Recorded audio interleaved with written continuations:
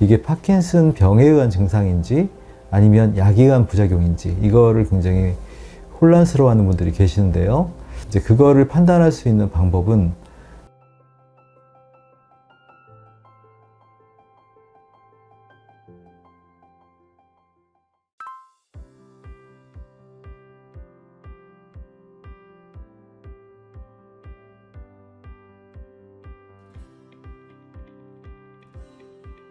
파킨슨 병에 쓰이는 약물들은 뭐 여러 가지가 있는데요. 크게 보면 두 가지로 나눌 수가 있습니다.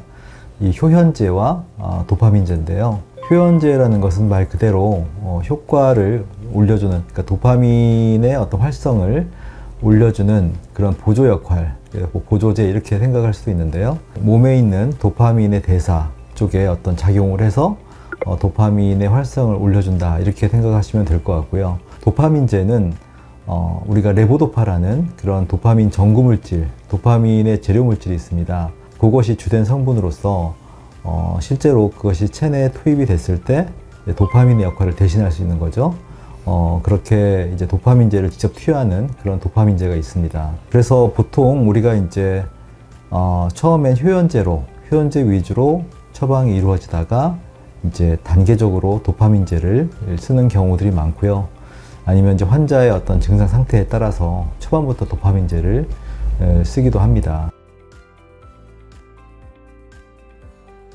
레보도파는 이제 도파민의 어떤 재료물질, 전구물질이라고 하는데, 이게 도파민이 지적적으로 들어가서는 제대로 이게 몸에서 더 이렇게 힘들고 효과가 나기가 어렵기 때문에 이 도파민의 전구물질이 체내에 들어갔을 때 그것이 대사를 거쳐서 도파민으로 만들어져서 뇌에 들어가는 이런 메커니즘이 좀 더 안정적이다 이렇게 해서 만들어진 건데요. 기본적으로 이제 레보도파가 주성분으로 되어 있는 도파민제는 우리가 이제 퍼킨, 마도파, 스타레보 이런 식의 약들이 있는데, 기본적으로 레보도파가 주성분이기 때문에 큰 차이는 없어요. 하지만 이제 거기에 미세하게 효연제가 가미되어 있는데 그것이 이제 약마다 조금씩 달라요. 그래서 보통은 그런데 이제 예민하지 않은 분들은 퍼킨이나 마도파를 드셔도 용량만 차이가 없으면 별 차이를 못 느끼는데, 그런 그 같이 들어있는 효연제에 되게 민감하신 분들은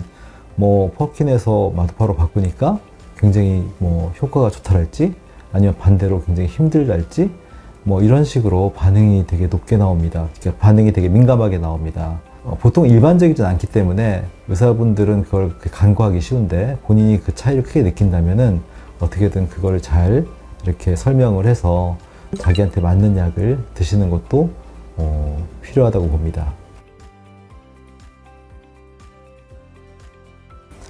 레보도파는 우리가 도파민의 전구물질로서 이게 이제 우리가 복용을 했을 때 체내에서 대사를 거쳐서 도파민이 돼서 이게 뇌까지 들어가는 건데, 혈중에서 이게 대사가 이루어지는데 이 혈중에서의 도파민은 몸에 또 여러 가지 부담을 줄 수가 있습니다. 그래서 사람에 따라서 부작용을 많이 호소하는 분도 있고 거의 못 느끼는 분도 있어요. 대표적인 부작용은 우리가 이제 소화장애, 이렇게 식사하면은 더부룩해서 우리가 소화가 잘 안 된다, 이제 이런 것들이 가장 흔한 부작용이고요. 또 더불어서 변비도 심해집니다. 그래서 이 소화장애와 변비가 좀 더 대표적인 보편적인 그런 부작용이고, 조금 더 약의 용량이 올라가면 멍하고 졸리는 이제 그런 것이 이제 약효기 때 나타나고요. 더 나아가서 좀 더 약 용량이 더 올라가고 약의 복용 기간이 늘어나면 이제 무도증이라고 해서 몸을 내 의지에 관계없이 몸을 크게 움직이는 이러한 식의 어떤 이상 동작이 나타나게 됩니다. 그리고 사람에 따라서는 이제 환시, 환각, 그러니까 헛것이 보이는 그런 환각, 그 다음에 좀 뭔가 이렇게 머릿속이 이렇게 좀 혼란스러운 그런 혼동, 이런 것들이 이제 이런 인지성 그런 증상들이 나타나게 되는 경우도 생각보다 많이 있습니다. 사실은 이제 변비도 그렇고 이런 소화장애도 그렇고 이런 것들이 또 파킨슨 자체의 증상이기도 하기 때문에 이게 파킨슨 병에 의한 증상인지 아니면 약에 의한 부작용인지 이거를 굉장히 혼란스러워하는 분들이 계시는데요. 이제 그거를 판단할 수 있는 방법은 우리가 그런 증상들이 이 약을 복용하고 한 2시간 이후에 약효가 올라왔을 때 어떤 특정 증상이 심해진다면 그거는 병에 의한 증상보다 약에 의한 부작용으로 우리가 볼 수가 있다. 아니면 그것 또한 애매하면은 하루 정도 약을 한번 중단해보고 그 반응을 보는 것도 좋습니다.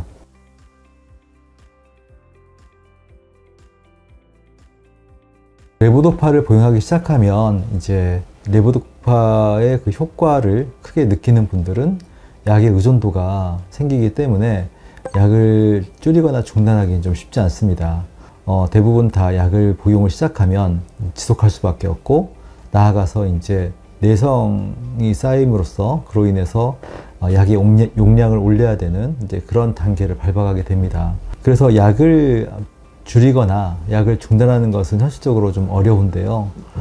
이제 문제는 그렇다고 평생을 복용을 이제 해야 한다고는 하지만, 한편으로는 좀 아쉬운 것은 우리가 당뇨약이나 고혈압약 같은 경우는 그래도 우리가 평생을 복용을 할 수는 있지만, 상대적으로 이런 도파민제 위주의 파킨슨 약은 우리가 이제 내성과 부작용 때문에 지속적으로 복용하는 것도 한계가 있습니다. 그래서 나중에 좀 시간이 지나면은 약을 줄이고 끊기도 어렵고, 약을 늘리기도 어렵고, 이런 약의 효과와 부작용이 혼재되어 있는 이제 그런 단계가 되기 때문에 이제 그런 문제가 있다라는 게 좀 아쉬운 부분이고요. 이제 저희가 이제 한방치료의 어떤 역할 중에 하나가, 그런 그 레보도파가 어느 이상 용량 들어갔을 때 그때의 부작용을 경감시키고, 그 다음에 오프, 약효가 떨어져서 생기는 그런 어떤 증상들을 완화시킴으로써 좀 더 전체적으로 이런 레보도파의 효과를 안정적으로 유지하고, 그 다음에 부작용을 완화시키는 이제 그런 어떤 시너지가 있는 것 같고요. 나아가서 이제 우리가 그런 부분에서 안정이 됐을 때 약을 조금씩 줄여나가는 그런 경우도 꽤 많이 있습니다. 우리가 가능하면 이 레보도파, 도파민제를 복용을 시작하면 약을 너무 쉽게 늘리려고 하지 말고 좀 더 서서히 우리가 좀 운동과 어떤 수면을 잘 취함으로써, 그 다음에 저희 치료 같은 것을 병행하면서 그렇게 해서 약을 쉽게 늘리지 않는 그런 어떤 노력을 하시는 게 필요합니다. 일반적으로 전형적인 파킨슨 증후군은 레보도파가 효과를 보기가 어렵습니다. 왜냐하면 파킨슨의 경우는 이런 도파민 자체가 분비가 잘 안 되기 때문에 그 물리적으로 부족해진 그 도파민의 양을 채우는 것이 당연히 효과를 볼 수가 있는 건데, 파킨슨 증후군은 도파민의 분비의 부족이 문제라기보다는 어떤 도파민의 활성, 도파민의 어떤 활동이 제대로 안 되는 거기 때문에 도파민제가 들어가더라도 역할이 어려운 거죠.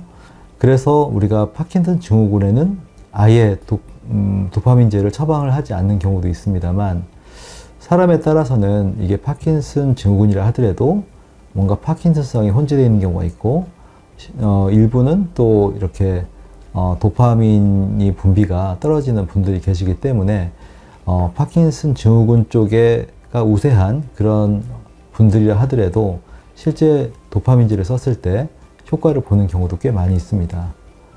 그렇기 때문에 우리가 그 본인의 상태가 실제 도파민 약에 어느 정도 효과를 보는지를 이렇게 아주 드라마틱하지 않더라도 어느 정도 효과가 있다고 하면은 일정량은 같이 드시는 것이 좋을 수 있습니다.